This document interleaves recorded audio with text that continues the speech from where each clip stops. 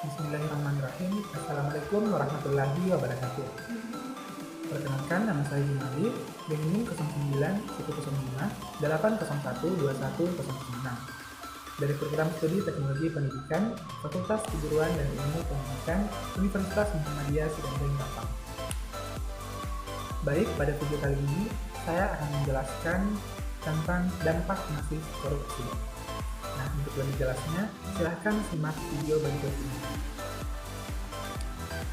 Dampak masif korupsi terbagi atas beberapa bagian, yaitu dampak ekonomi, dampak sosial dan kemiskinan masyarakat, runtuhnya otoritas pemerintah, dampak terhadap politik dan demokrasi, dampak terhadap penegasan hukum, dampak terhadap pertahanan dan keamanan, dan dampak kerusakan lingkungan.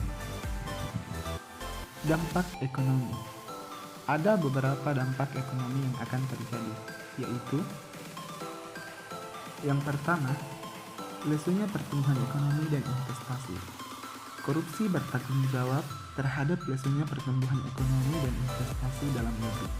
Korupsi juga mempersulit pembangunan ekonomi dengan membuat distorsi dan ketidakefisienan yang tinggi dalam sektor privat. Korupsi meningkatkan ongkos niaga karena kerugian dari pembayaran ilegal, ongkos manajemen dalam negosiasi dengan pejabat korup, dan risiko pembatalan perjanjian atau karena penyelidikan.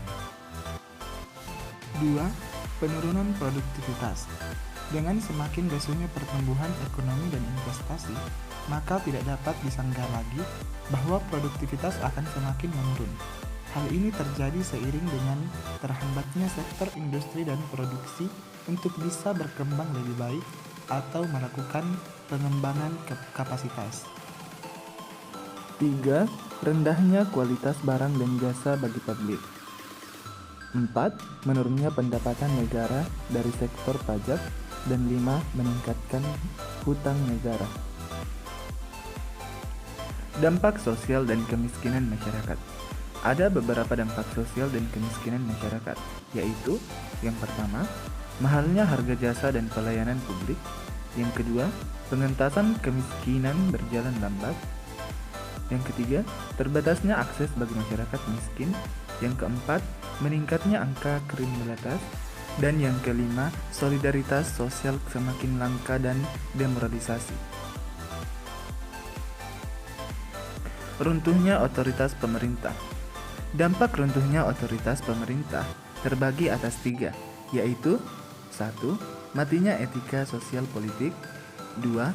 Tidak efektifnya peraturan dan perundang-undangan. 3. Birokrasi tidak efisien. Dampak terhadap politik dan demokrasi. Beberapa dampak terhadap politik dan demokrasi yaitu: yang pertama, munculnya kepemimpinan korup. Yang kedua, hilangnya kepercayaan publik pada demokrasi. Yang ketiga, menguatnya plutokrasi.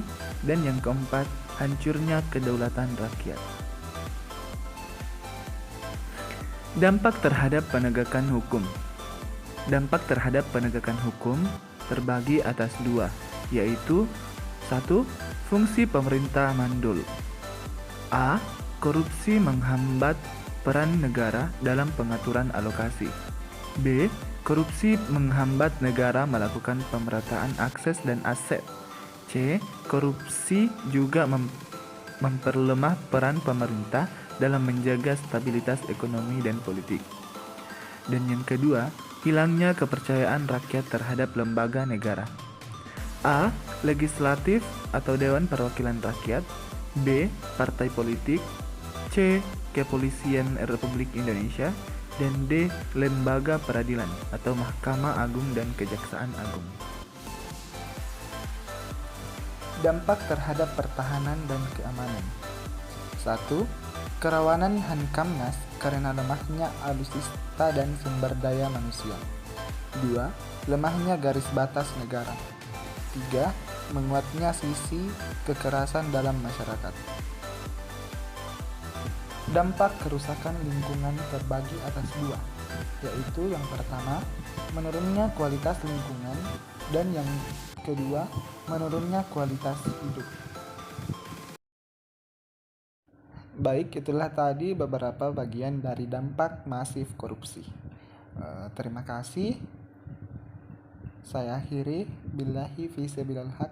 Fastabiqul khairat. Wassalamualaikum warahmatullahi wabarakatuh.